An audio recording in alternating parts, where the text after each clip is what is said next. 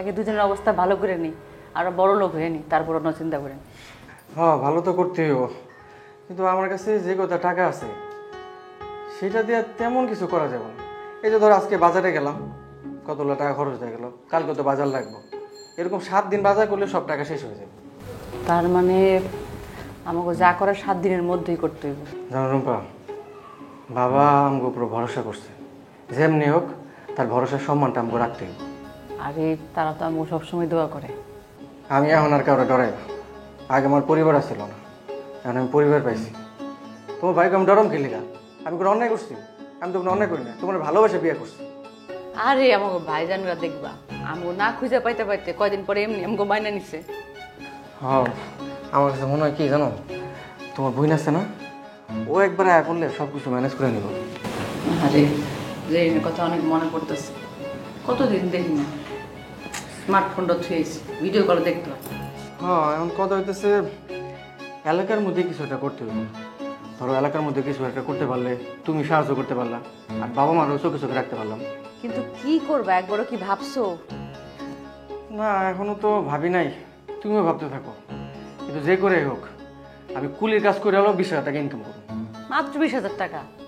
আরে টার্গেট করো 30,000 টাকা, তাহলে 40,000 টাকা পাইবা। আচ্ছা যাও, এই তো বড় টার্গেট করলাম, 50,000 টাকা ইনকাম করবো, তাহলে তো কমপক্ষে 40,000 টাকা ইনকাম করতে পারবো। কি কও? আস্তে আস্তে আস্তে করো, আঙ্কেল আন্টি পাশের ঘরে আছে, শুনলে খারাপ করবো। আরে শুনলে কি হচ্ছে, তারাও তো একসময় আমার মধ্যে জ্ঞান ছিল না, আর একটু কথা আমি শুনলাম, তাও ঘুম থেকে হাসির শব্দ হয়ে গেছে। অনেক রুশি। দেখছো রুম্পা, একটা জিনিস খেয়াল করছো, সুখ কোন জায়গায় লুকিয়ে থাকে। তারা এতদিন কত আরামে আসা ছিল, কিন্তু সুখ আসছিল না।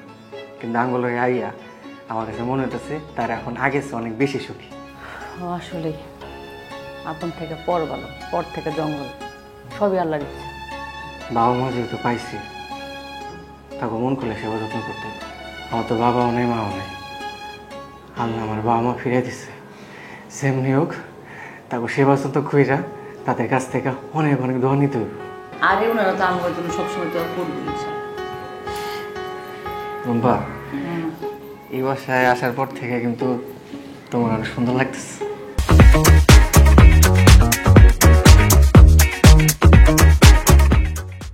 তাই এতদিন লাগে নাই?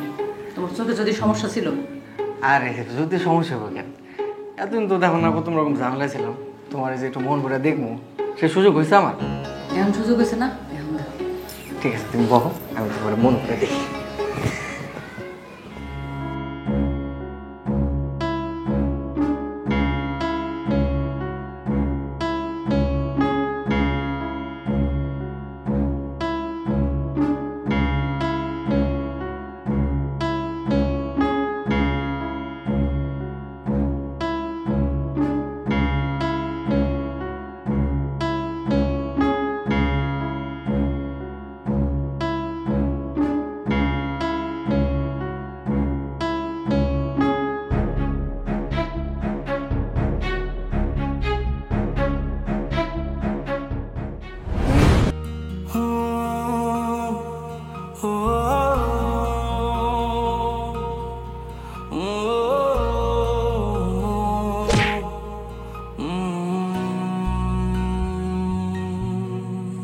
এই ইটের খাঁচায় কংক্রিটে ডানা ঝাপটায় ইচ্ছের পাখি, শহর জীবন বোঝে না তো সবটুকু মনে হয় ফাঁকি।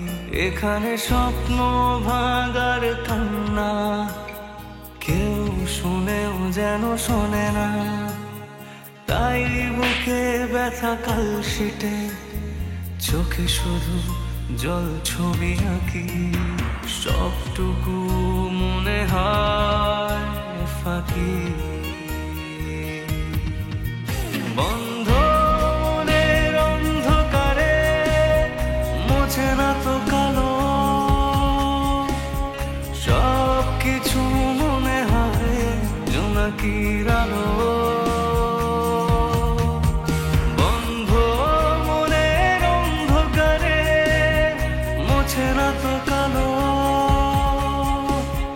সব কিছু মনে হয় জোনাকির আলো।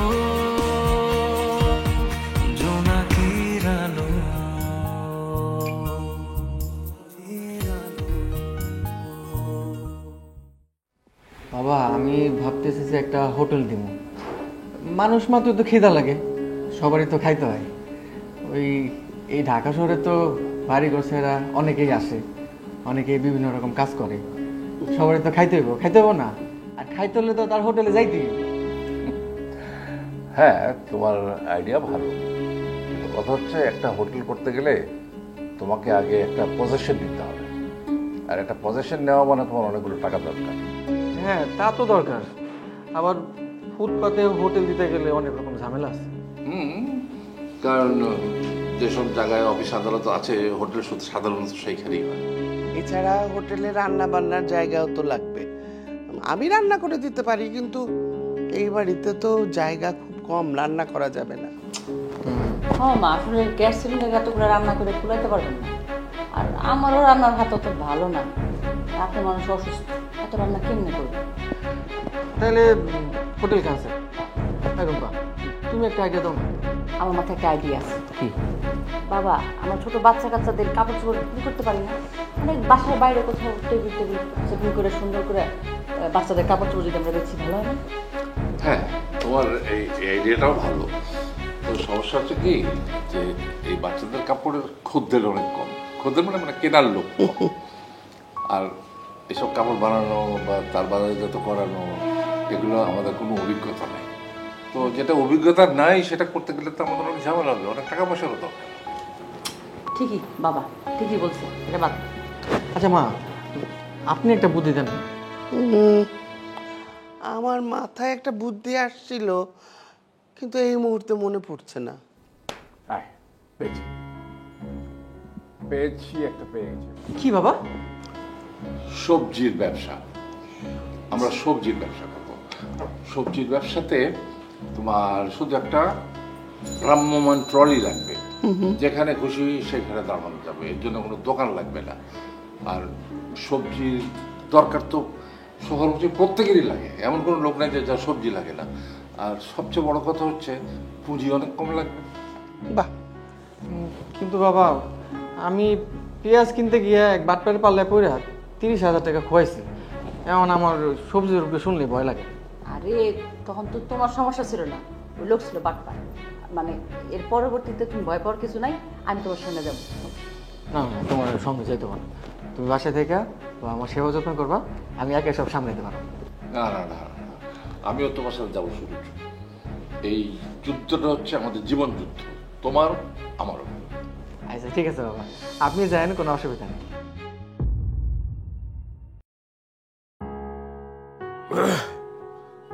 জাহিদ, জাহিদ, আরে তোর জন্য তো একটা সুখবর আছে রে।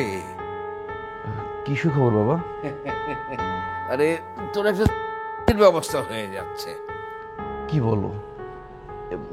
কোথায়? ঢাকাতেই আমার এক বন্ধু আছে, মোতালেব, নাম করা ব্যবসায়ী। ওর ওখানে তোর চাকরির একটা ব্যবস্থা হবে। বাবা, এর আগে তোমার এক বন্ধু তোমাকে দারোয়ান বানিয়েছিল, এখন কি আমাকে দারোয়ান বানানোর প্ল্যান চলছে? আরে এসব কিছু না, ওর বিরাট কোম্পানিতে লোক লাগবে। ওকে আমি তোর কথা বললাম, সে বললো বায়োডাটাটা পাঠিয়ে দিতে। আমি বললাম যে মানে আমি মনে মনে ভাবলাম যে তুই তোর চাকরিটা তোর মেধার গুণে পাবি, আমার পরিচয় না। সেটা ঠিক আছে, জয়েনিং কবে থেকে, মানে কত তারিখ থেকে, কি কিছু তো জানি না।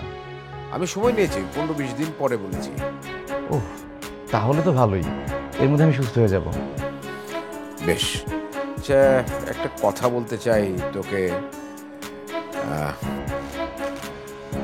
হ্যাঁ বলো না, হেজিটেশনে কি আছে?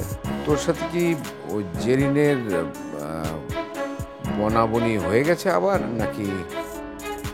এ কথা এখন জিজ্ঞেস করার মানে আমি বুঝলাম না। না, বলছি যে যদি বনাবনি হয়ে থাকে তাহলে তো ভালো, আর যদি না হয়ে থাকে তাহলে তুই শিলার ব্যাপারটা একটু ভেবে দেখতে পারিস। বাবা, এইরকম একটা সিচুয়েশনে তোমার এই সব কথা কিভাবে মাথায় আসে? হ্যাঁ,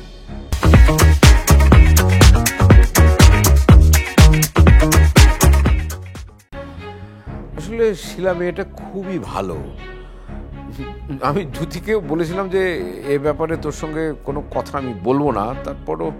তাহলে বলছো কেন? মন মানে না যে। মন মানে না? তাহলে মনকে বোঝাও। বাবা, আগে আমাকে দাঁড়াতে হবে নিজের পায়ে, তারপরে সব বিয়ে শাদীর কথা আমি চিন্তা করব, এখন না প্লিজ। তা তো নিশ্চয়ই, তুই দাঁড়াতে পারলে তো আমরা সবাই ভালোই হয়ে যাব, ভালো থাকবো। সেটাই। চা খাবি? আমি খুব ভালো চা বানাতে পারি, আমি তোকে এক কাপ চা করে খাওয়াই। তুমি আমাকে চা ঘুষ দিচ্ছ না? আরে তা হবে কেন, আমি বানিয়ে খাওয়াই, দিবি, ভালো লাগবে তো, খা। বাবা, তুমি তো আগে কখনো আমাকে চা বানিয়ে খাওয়াওনি, হঠাৎ আমাকে চা বানানোর এই ইচ্ছা তোমার কেন জাগলো আমি বুঝতে পারছি না। তুমি কি মনে করো আমি তোমার পালস বুঝতে পারি না? নিশ্চয়ই আমিও তোদের পালস বুঝতে পারি। আমি চাই যে তুই ভালো থাক। আমিও চাই তোমরা ভালো থাকো বাবা। তাহলে শিলার ব্যাপারটা একটু ভেবে দেখ না। আবার সেই শিলা? বাবা, তোমরা কি আমাকে পাগল বানিয়ে ছাড়বে? আচ্ছা ঠিক আছে, ঠিক আছে।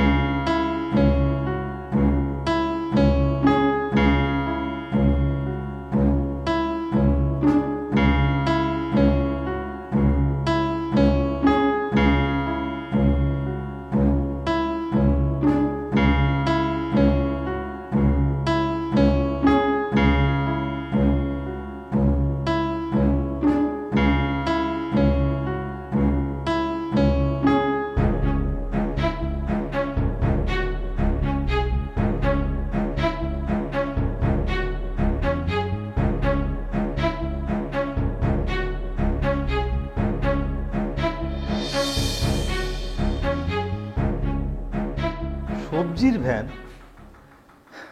স্যার, আপনি এত সবজি দিয়ে কি করবেন?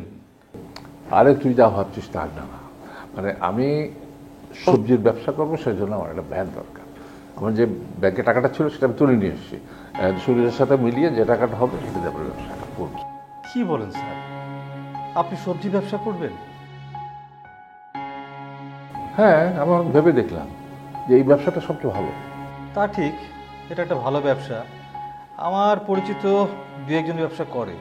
তাহলে তোর কোনো কথাই নেই, তোর পরিচিত যে কজন লোক আছে তাদের মধ্যে খোঁজ করে দেখে, যদি কারো কাছে থাকে আমি তো পুরোনো ভ্যান কিনবো, তুমি সেটা দিয়ে আমার ব্যবসা চলবে ভালো। হ্যাঁ, কই কি হলো, ওই চাটা নিয়ে এসো। হ্যাঁ, তো তাহলে আমার জন্য কাজটা অনেক সহজ। স্যার, আমি দেখতেছি, তবে আমি একটা কথা বলি স্যার। তুমি কি বলবে সেটা আমি জানি। আমি কেন সবজি বিক্রি করে যাচ্ছি, তাই তো? দেখ আলতা, আমি একজন শিক্ষক মানুষ, আমি রিটায়ার করেছি, এখন আমি কারো আন্ডারে চাকরি করতে পারবো না। আমার সেই বয়সও নেই, সেই শক্তিও নেই, এটাই আমার জন্য সবচেয়ে ভালো। স্যার, একটাবার যদি ভেবে দেখতেন যে শাকিলের ওখানে যাওয়া যায় কি না। না না আলতা, আমি আর শাকিলের কাছে যাবো না। শোনো আলতা, তোমার স্যার সে আগের মতোই একরোখার জেদি আছে। সৎ মানুষের একরোখা জেদি হওয়াই ভালো। স্যারের যা বয়স, স্যার এখন একটু আরামায়েশ করবে।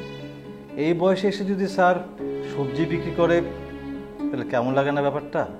তোমার স্যার তো কাজ করার জন্য অস্থির হয়ে আছে। অস্থির হবো না কেন তুমি বলো? আমাকে তো কাজ করতে হবে, কাজ করে আমাকে প্রমাণ করতে হবে যে আমি কারো বোঝা নই। স্যার, আপনি আমাদের শিক্ষা দিতেন সবসময় যে বাবা মার সেবা করতে হবে। এটা মনে হয় শুধু ক্লাসেই বলতেন, আমাদের বাড়িতে যেয়ে বলতেন না। তা না হলে এই বয়সে শাকিল আপনাদের এভাবে ছেড়ে দেয়? শাকিল কেন ছেড়ে দিয়েছে সেটা শুধু শাকিলই জানে, না তার চেয়ে আবার বেশি ভালো জানে বৌমা। থাক না, থাক এসব কথা। এসব কথা মনে পড়লে খুব খারাপ লাগে। আমরা এমনি আলতাপের বাড়িতে অনেক আনন্দে আছি। হ্যাঁ, আনন্দে আছি, আনন্দে আছি। শুধু ওই যে আমার রাতিটার জন্য বুকের মধ্যে পোড়ায়, ভীষণ পোড়ায়। চলেন না স্যার, তাহলে ওকে একবার যে দেখে আসি। না না, এখন যাবো না। আমি একটা ব্যবসা শুরু করছি, একটা ভ্যান কিনবো, সবজির ব্যবসা। তখন আমি মিষ্টি নিয়ে ওর কাছে যাবো, তার আগে যাচ্ছি না। ঠিক, সেটা ভালো হবে না? খুব ভালো হবে। তাহলে তুমি ভ্যানের ব্যবস্থাটা করে ফেলো। স্যার, আপনি মনে করেন যে ভ্যান আপনার হয়েই গেছে?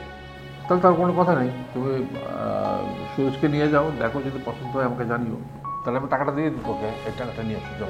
না না, টাকা এখন লাগবে না, আমি আগে যাই, সুরজকে সঙ্গেও নিয়ে যাই, হ্যাঁ যদি পছন্দ হয় দাম দর করে, দাম ফাইনাল হলে তারপর টাকা নিয়ে যাবো। ঠিক আছে, আমি তো এখন আসি। ওকে, আসসালামু আলাইকুম।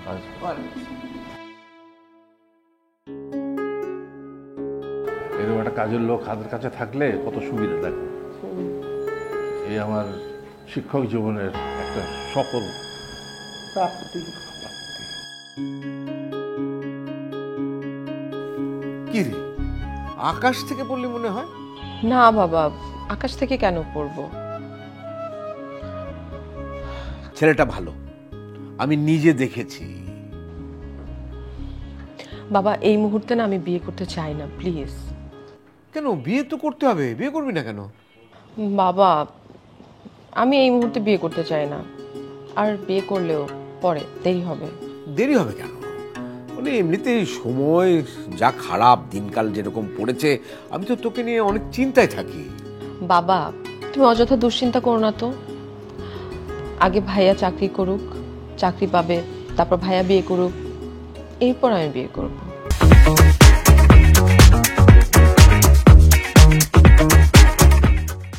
এটা কোনো কথা? বোনকে রেখে ভাই কখনো আগে বিয়ে করে?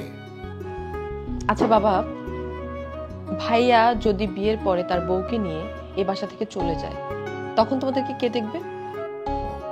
তুই সারা জীবন এই বাড়িতে থাকবি নাকি? পরেরটা পরে দেখা যাবে। ছেলেটা খুবই ভালো, তুই অমত করিস না তো। বাবা প্লিজ, এই মুহূর্তে তুমি আমাকে এই বিষয়ে চাপ দিও না, এমনিতেও পড়াশোনা নিয়ে অনেক ব্যস্ত আছি। মিন্টুর সাথে তোর দেখা টাকা হয়? কেন? না এমনি বললাম, ওর সাথে আমারও দেখা হয় না, ওকে একটু আসতে বলিস তো। আমার সঙ্গে তো দেখা হয় না। দেখা হলে বলবি আসতে। ঠিক আছে, দেখা হলে বলবো আসতে। যদি শোন শোন, ছেলেটা খুবই ভালো, তুই ওর সঙ্গে একটু কথা টথা বল। বাবা প্লিজ, আমি আমি কারোর সঙ্গে কথা বলতে চাই না। আরে কথা বলতে তো কোনো সমস্যা নেই, ওকে আমি বাসায় আসতে বলি। বাসায়? না, বাসায় আসতে হবে না। আমি একটা জিনিস বুঝতে পারছি না, আমি তোকে বারবার বলছি আর তুই আমার কথার অমত করছিস কেন? বাবা তুমি বরং এই মুহূর্তে ভাইয়ার বিয়েটা নিয়ে ভাবো, আমার বিয়ের ব্যাপারটা আপাতত স্টপ রাখো প্লিজ। তুই কি মিন্টুর জন্য অপেক্ষা করছিস? বাবা কি বলছো তুমি এসব? তাহলে তুই আমার কথা মানছিস না কেন? বাবা প্লিজ, এইসবের মধ্যে তুমি মিন্টু ভাইকে টেনে নিয়ে এসো না। না টানতে হবে তো, ওকে তুই আসতে বল, ওর সঙ্গে আমার কথা আছে। কেন, মিন্টু ভাইকে দিয়ে তুমি কি করবে? আছে, কাজ আছে, জরুরি কাজ আছে। ঠিক আছে, আমার সঙ্গে দেখা হলে আমি আসতে বলবো। আর শোন, এই ছেলেটার সাথে তোর যেমন বিয়ে হবে, শিলার সাথে জাহিদের বিয়ে হবে, এর বিপরীতে কোনো চিন্তা ভাবনা করলে ভালো হবে না। আমার ভাই তোমার ভাই হালিম ভাই, হালিম ভাই জাকালে তোমাদেরকে এখানে বসিয়ে রেখেছি, তার কারণ হচ্ছে তোমাদের বিয়েটা আমি কাছাকাছি সময়ের মধ্যে দিয়ে দিতে চাই। দেখো মা, মানুষের জীবনে কষ্ট তখন হয় যখন তুমি হাসতে ভুলে যাবে। তুমি কি হাসতে ভুলে গেছো? ওই একটু আগেই তো আসলাম। না, আমার তো তুমি বিয়ার দাওয়াত দেওয়ার লেখাটা। তোমাকে ইচ্ছা করতেছে একটা কষিয়ে থাপ্পড় মারি আমি তোমার গালে। কেন, বাবা আবার কোথায় গেল? আরে সকালবেলা বাড়ি থেকে বের হওয়ার সময় বললো যাবো আর আসবো, কিন্তু এখনো বাসায় ফিরলো না। সবটুকু মনে হয় ফাঁকি, বন্ধ মনের অন্ধকারে মোছে না তো কালো, সবকিছু মনে হয় জোনাকির আলো, জোনাকির আলো, জোনাকির আলো।